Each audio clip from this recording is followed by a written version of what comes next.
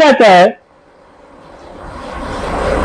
कि इस gall bladder की डिजीजेस कितनी क्या है। वो कहते हैं पहले क्या है कि कोलीलिथियासिस इसको कहते हैं। जब आप अल्ट्रासाउंड पढ़ेंगे तो उसमें ये पत्थर की पत्थरी नहीं लिखी होगी, इसमें लिखा होगा कोलीलिथियासिस। लिथियासिस स्टोन को कहते हैं। कोली दो चीजों का,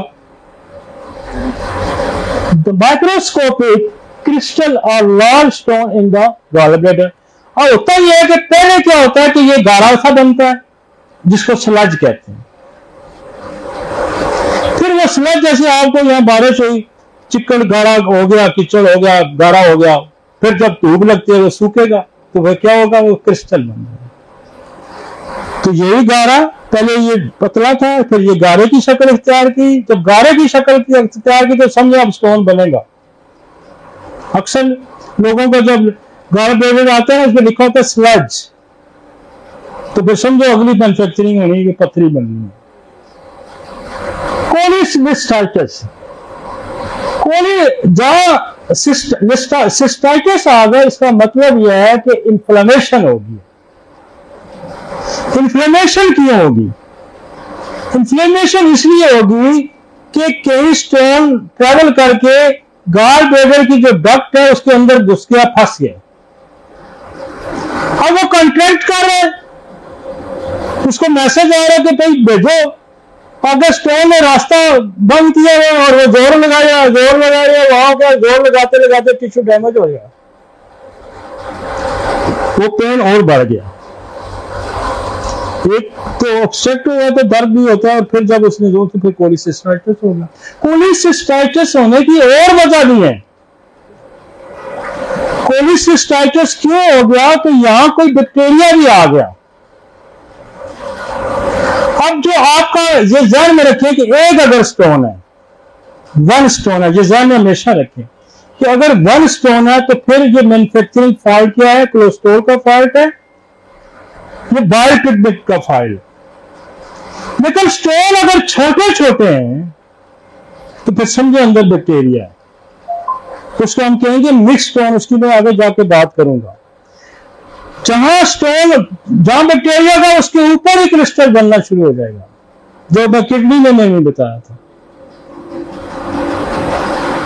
छोटे छोटे मल्टीपल स्टोन मिलेंगे तो इस मीन्स के उसके अंदर 90% चांस है कि इसके अंदर वो प्रोसेस जो है वो अपनी जगह, लेकिन इसके अंदर बैक्टीरिया है। मोस्ट कॉमन बैक्टीरिया यहाँ कौन होता है आपका? अच्छा, टाइफाइड का जो बैक्टीरिया है ना, टाइफाइड का बैक्टीरिया वो आंतों से निकलता है और पित्ते में आकर बैठ जाता है, और दुनिया में जब टाइफाइड नहीं जान छोड़ रहा होता है तो पित्ता रिमूव कर दिया जाता है। जब आपको टाइफाइड रिपीटेडली हो रहा है, ना उसमें कोई वैक्सीनेशन काम आ रही है, ना कुछ और काम आ रहा है, तो उसने उस जरासीम ने बैठना कहाँ है? पित्ते में आके। ये मुस्तकिल रियाजगाह है उसकी। तो लिहाजा आप जब भी पित्ते में देखेंगे इसके अंदर कोलिलिथियासिस पित्ते की पथरी बनी है, तो उसको टाइफाइड की हिस्ट्री आपने पूछनी है। समझ आ गई? तो यहां सिस्टाइटिस हो गया। Cystitis common by duct stone, नहीं sorry, inflammation of the gall bladder. इसका मतलब स्टोन फंस गया या यहां कोई इंफेक्शन हो गया, और ये पेन बहुत ज्यादा होगा। फिर हम यहां क्या करते हैं कि हमें नहीं समझ लग रही कि ये इंफेक्शन की वजह क्या है, कि हमारे पास तो कल्चर नहीं है। तो अल्ट्रासाउंड वाले ने लिख दिया कि कोलिसिस्टाइटिस। तो इसका मतलब यह है कि हमने सिमल्टेनियसली हमने बैक्टीरिया पे भी काम करना। हमें अगर कोई बैक्टीरिया नहीं समझ लग रहा तो हम फौरन उसको बेसिलिनम या ट्यूबरकुलोनियम का इस्तेमाल करेंगे, क्योंकि ये बहुत सारे बैक्टीरिया को मारता है। चार मिलते हैं, हर्ज नहीं, कोई हर्ज नहीं कि आपको वक्ती तौर पे या एज ए इसको जो इंटरकरंट के तौर पे आप चारों का भी इस्तेमाल कर सकते हैं। 15-15 मिनट बाद चारों में छोड़ दे सकते हैं। हाँ, अगर आपने इसको बार बार देना तो फिर नुकसान होगा। एक दफा आप दे सकते हैं, वो प्रिवेंट भी करेगा, तो आपको ऑब्स्ट्रक्शन रिमूव कर सकता है।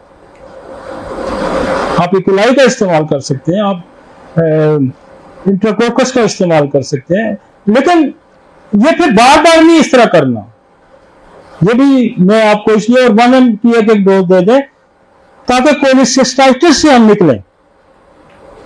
और फिर हमारे पास वही दवाइयां, आप कोलोस्टीनम दें, आप कल्केरिया बैररी दें, आप चिलिडोनियम दें, आप लाइको दें, आप मैग्नोर, ये फौरी रिलीफ कराती हैं दर्द को।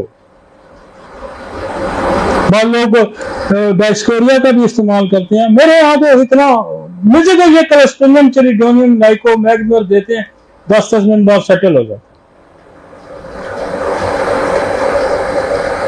अब वो ये कहते हैं कोलिथ्रोसिस कॉमन बाइल डक्ट के अंदर आ गई है। जब आप कॉमन बाइल डक्ट के अंदर स्टोन आ गए तो जब फंस गया, इसको कैसे रिमूव करना है? हमारे पास 2 दवाइयां हैं जो पेरिस्टाल्टिक मूवमेंट को तेज करती हैं। एक है फेल्टोरी। फेल्टोरी का 2 काम है, एक तो बाइल को पतला करती है, दूसरी मूवमेंट तेज करती है। तो आपको अल्ट्रासाउंड में ये पता चल जाएगा कि ये तो डक्ट में फंसी हुई है, तो फिर हम वहां से इसको रिमूव करने की कोशिश करेंगे और हम कल्केरिया बैररी को और कोलोस्टीनम को साथ इसलिए इस्तेमाल करेंगे कि ये चूंकि फंस गई है, हम इसको ब्रेक करेंगे। ये दोनों दवाइयां इसको तोड़ देंगी। एक हम तोड़ेंगे, एक हम इससे मूव करा के डिडुलम में फेंकेंगे। ठीक है क्या? मैं इसलिए आपको साथ साथ जहां जहां ट्रेवल कर रहे हैं, मैं उस जगह की आपको साथ साथ क्लियरेंस दे रहा हूं। एंड द एंड में जब दवाइयां बताऊंगा तो फिर आपको समझ नहीं लगेगी कि यार इसने ये क्यों डाली हुई है, इसने ये क्यों डाली हुई है, इसने ये क्यों डाली है। तो हम वो एक एक पॉइंट को क्लियर करते जाए। पहले तो हमने न्यूट्रलाइज करना है, पतला करना है, बाइल को लिवर में हमने काम करना है, फिर आगे आ जाएगा, फिर आपके जो मसाइल आ रहे हैं उनको।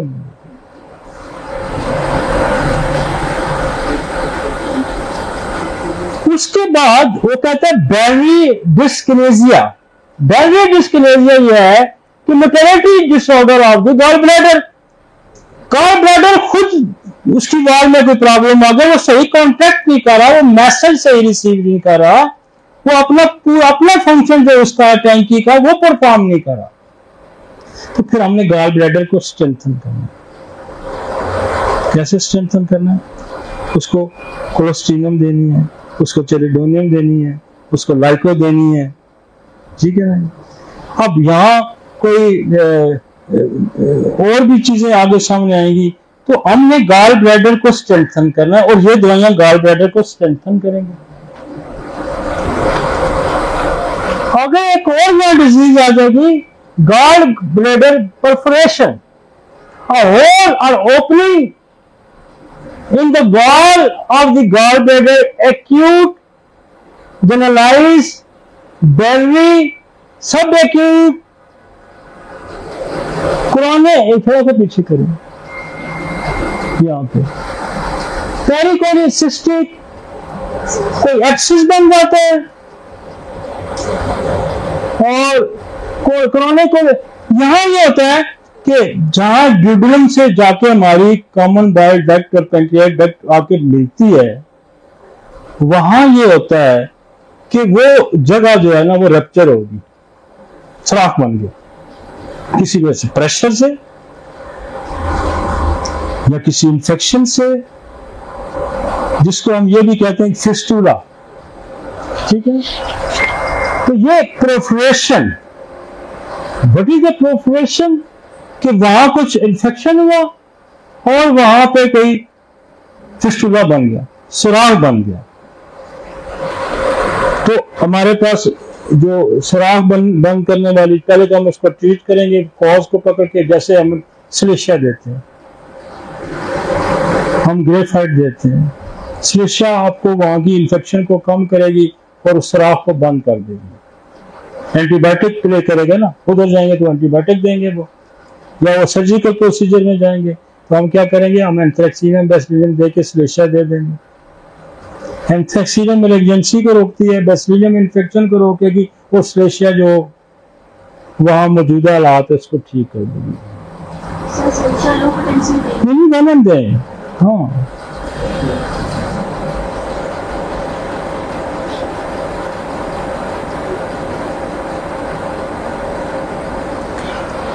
अब एक और काम यह होगा, गॉल स्टोन एंड पेंक्रेटाइटिस हो जाएगा। Inflammation of the pancreas caused by the obstruction of the pancreatic duct by the gallstone। अब चूंकि जहां से ये पैंक्रिया की और आपकी कॉमन डक्ट आ रही है, जहां वो मिलते हैं, तो वहां वो जनाब रोकेगा उसको, तो फिर क्या करेगा, फिर वहां तो आपकी पैंक्रिया की भी डक्ट आ रही है, नाली आ रही है, तो वहां आपकी कॉमन डक्ट भी आ रही है, तो वो उस जंक्शन को क्या करेगा, ऑब्स्ट्रक्ट कर देगा, तो वहां तो फिर पैंक्रिया का जूस भी बंद हो जाएगा, वो भी बैक प्रेशर मारेगा, पैंक्रिया भी पकड़ जाएगा, गाल ब्लैडर भी पकड़ेगा। फिर ये कॉम्प्लिकेशन है। फिर साइमल्टेनियसली हमें उसको भी देखना है, हमें इसको भी देखना है। यहां जब पैंक्रिया इन्वॉल्व हो जाएगा तो फिर आपकी एक और दवाई है जिसको कहते हैं आयरस वेसिकुलर।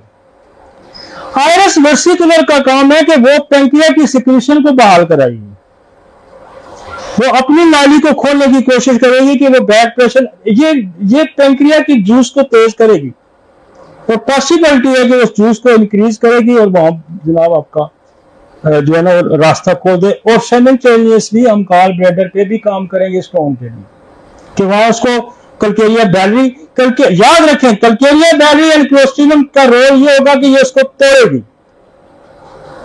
जब टूटेगी तो वो छोटे पीसेस में होगा तो वो पास आउट हो जाएगा। और अगर आपने मूव करना है, पेरिस्टाल्टिक मूवमेंट साथ बढ़ानी है, आपने तोड़ना है, पेरिस्टाल्टिक मूवमेंट करनी है, तो ओपियम और फेल्टोरी का इस्तेमाल करें। तो ये फाइट बहुत ज्यादा हो जाएगी। जब आप किसी डक्ट में फंस जाते हैं तो फिर आपने तोड़ना भी साथ साथ है, फिर आपने उसको मूव भी करना है साथ साथ। और बाद दफा मैंने देखा कि ओपियम या फेल्टोरी देने से एकदम प्रेशर रिलीज करा देती है, छोटा मोटा स्टोन तो वहां से दौड़ के निकल जाता है। लेकिन मैं इसमें एहतियात ये करता हूं कि हमें साथ उसको तोड़ने की दवाई देनी है, ताकि वो जोर लगाए तो वहां कहीं है कि डक्ट कोई फाड़ के रख दे, तो वहां आप साथ क्लोस्ट्रिडियम और कल्केरिया बैलरी का भी इस्तेमाल करेंगे, ताकि साथ साथ ब्रेक भी हो। जैसे गुर्दे की पथरी में फंसती है तो हम क्या करते हैं, हम ओपियम को देते हैं।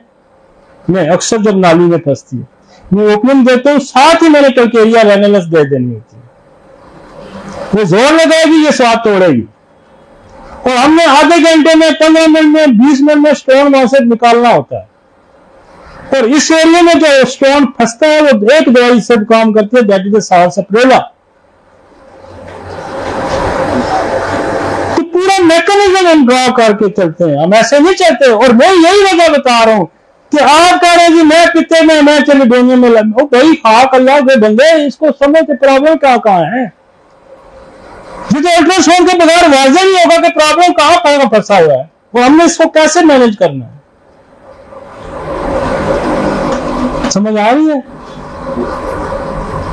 तो हम मशहूर भी है इसमें कि जी गुर्दे की पथरियां, पित्ते की पथरियां, ये वो, लेकिन मशहूर ये तो खुदा ने आपको मशहूर कर दिया है, तो आप इसको समझ भी लें तो मेरा और ज्यादा अच्छी बात नहीं है कि लोग आप पे एतबार करके आते हैं और आप उनको जनाब फानल फानल डंगा मंगा दे के और चलो भी खा ले, भी खा ले, भी खा ले।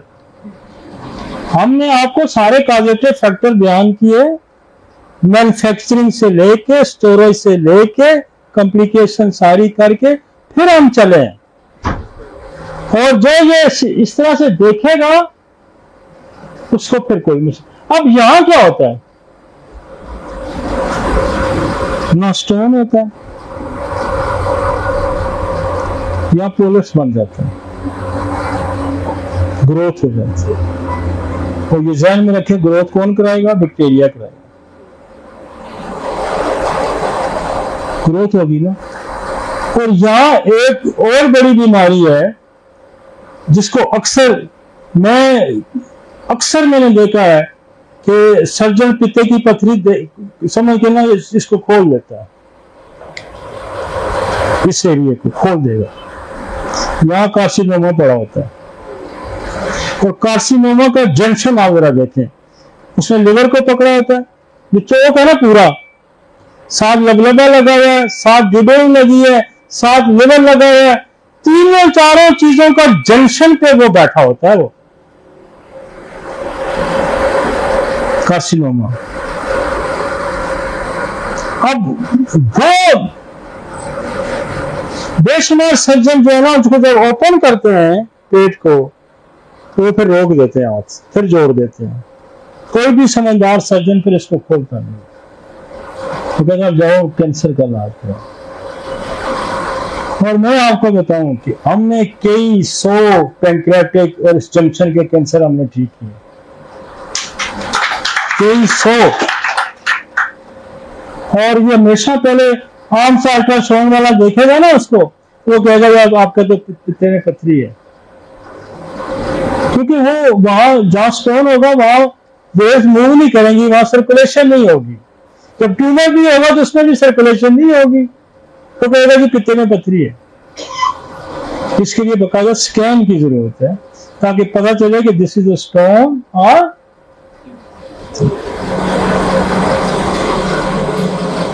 नेक्स्ट।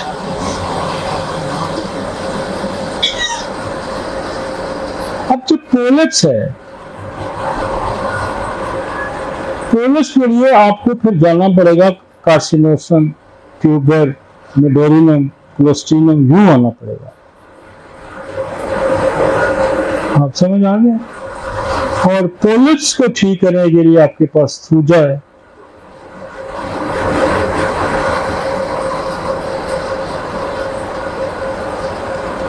क्लोस्ट्रीनम बहुत अच्छा ठीक करती है, लेकिन इसके साथ मैग्नेटिक दवाइयों की आप उसको हेल्प देंगे। यहाँ कैंसर डेवलप होता है और कैंसर के लिए आपको यहाँ आपको कोनियम काम करेगी, आपकी यहाँ हाइड्रोस्टिस काम करेगी, यहाँ आपकी सियानोथिस काम करती है इस जंक्शन के लिए। और इसमें कार्सिनोसन ग्लैंड का मैं बहुत इस्तेमाल करता हूँ, तीनों बड़े ग्लैंड है ना, तो फिर हम कार्सिनोसन दे के कार्सिनोसन ग्लैंड भी हम यहाँ यूज करते हैं।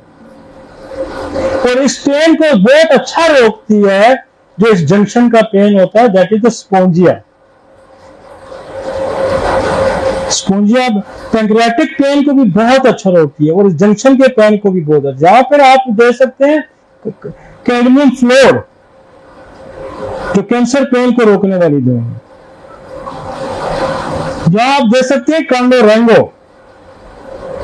आज हमारा केस कांडोरेंगो से कितना मजे का ठीक हुआ है ना, बंदा खुश था। कोलोन का कैंसर था और वो स्प्रेड हो गया था और कांडोरेंगो से बहुत बेहतर हो गया। वो हाइड्रोस्टिस बहुत अच्छा काम करता है। एस्ट्रिक रूब्रम जो कैंसर पेन होते हैं, एस्ट्रिक रूब्रम, स्कॉर्पियम वो दर्द को अच्छा रोकती है।